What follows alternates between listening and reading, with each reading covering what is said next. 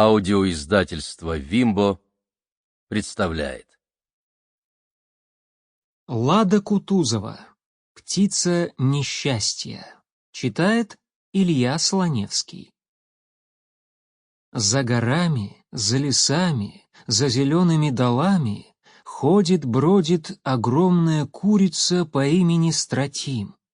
Когти ее из каленого железа, клюв из чистого золота, море ей по колено, головой упирается в небо.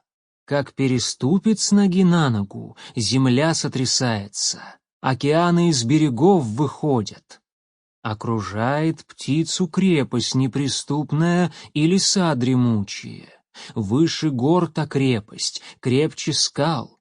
Не пробиться Стратим за каменную преграду, не продраться сквозь чащу непролазную. А если прорвется, то погубит все человечество.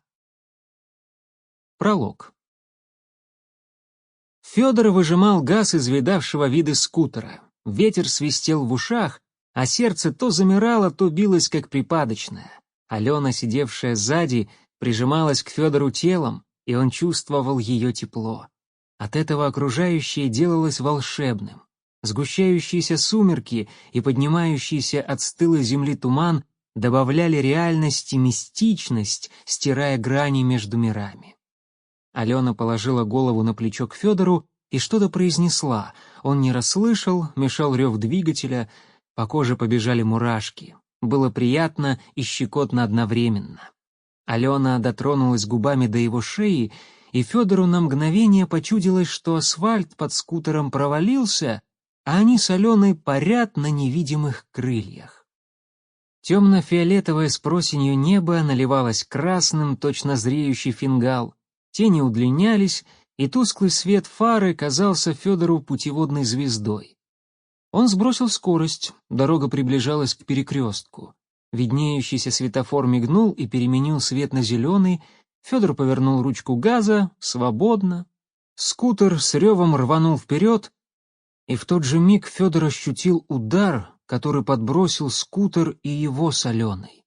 И тогда они взлетели до самых звезд. Часть первая. Мертвая вода. Стояли уроды, без имени породы, просили уроды, пустите в огороды. Глава первая. Кома. С потолка спускались бледно-голубые нити. От них исходило свечение. Sample complete. Ready to continue?